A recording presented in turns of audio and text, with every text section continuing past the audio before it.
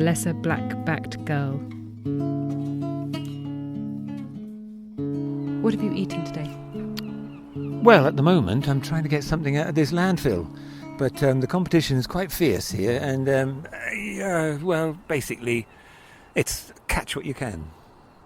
What's the most delicious thing you've ever found in a landfill? Landfill? Oh, I don't know what on earth I'm eating in the landfill. To be honest, if it fits down my throat, I'll eat it. I mean, the most tasty food of all is when I'm on migration, that's sardines. Really highly nutritious fish. We all love them. And so those fish are full of carotenoids, which will inevitably make my legs very yellow. And when I come back from migration, that whole journey of sort of 2,500 kilometres each way may well be worth it in the end, because all those girls back here are going to find me irresistible with my yellow legs. Have you ever stolen any food from a child?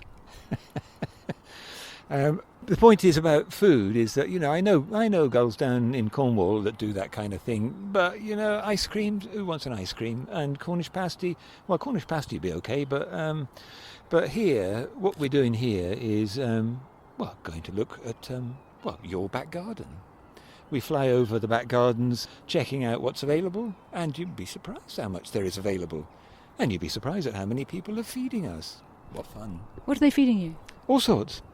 They're feeding all sorts of other birds and animals, and much of that is perfectly acceptable, thank you very much. Or, if you've got fish in your pond, you probably won't have too many left after I've been over. Do you have a family at the moment? Well, I did have, this year, but we managed to get rid of them. Basically, they just get on your nerves, don't they? They're just whining for food all the time, and, it's time they all pushed off and migrated. And so what you do with them is, you just say, boys and girls, look, what's that over there, what's that over there? Go over there for a minute, would you? And then we just fly away and leave them to it. Are you still with the same woman? Yes. Yep. And, if she's on time at the beginning of the breeding season, otherwise I'll find somebody younger and better looking. But of course the converse to that is that, if somehow or another we've failed to breed successfully, then she'll look at me thinking, well, you're not up to the job, are you? And then she'll go and find somebody better looking and younger. And so you say you wait for her. Where's she been? Well, she's been migrating too, but not necessarily where I've been. We all have our different ways of doing this migration thing, and we all choose our favourite routes, and we go to the places that we've sorted out, probably mostly when we were very young. Unfortunately, you seem to have gained quite a lot of unpopularity, gulls, and you're quite noisy. Do you think that's what the problem is? Well, as far as I can gather, that is the most awful thing that we do. I mean, the newspapers, the ones I've read anyway, accuse us of just being aggressive for the sake of it. No, we're not being aggressive for the sake of it. I know what a stupid idea that is. I mean, why would I want to get involved in a fight with somebody or something when I'm risking injuring myself? And if I injure myself, that's the end of my breeding season, maybe the end of my life. So we're not doing that for no reason. So we get a bit aggressive every now and again if people come too close. But the point is here, we tell those people that they should go away. But just like all humans, they never pay attention to anything much. And we give them all sorts of warnings. I mean, one of the ones is we just fly towards them in full view and do a swoop, and we're not going to get any closer than about 10 feet. People think they're being attacked. Not really. All we're doing is showing them what for.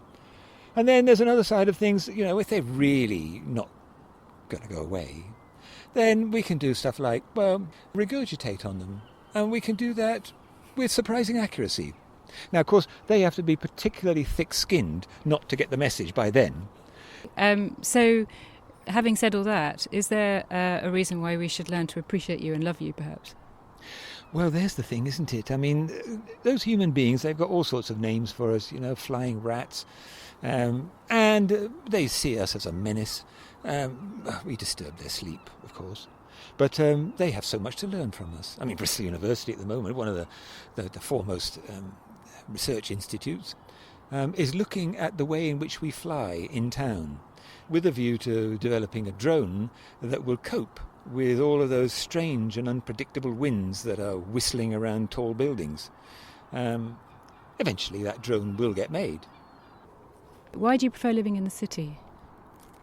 Those human beings that we've been talking about offered us an invitation in 1956 by producing a thing called the Clean Air Act, which prevented landfill operators from burning rubbish on site. Well, there was loads of food, wasn't there? Where do you live? Well, I live in the centre of town on top of a fairly tall building, and it's a nice place there. We've got parapets there, plenty of shelter, nest in the corner, normal, just like everybody else actually. And plenty of shade for the nestlings, otherwise they get overheated. Most of the buildings have got flues, central heating flues, and they're creating a lot of steam, so you sit on top of one of them and you can preen, and it's ever so nice, a nice warm steam bath. And then air conditioning plant is blowing out all this hot air, and you can go for a blow dry as well. So basically, life is quite comfortable in the city. If you had a message for us, what would it be? We live on your rooftops.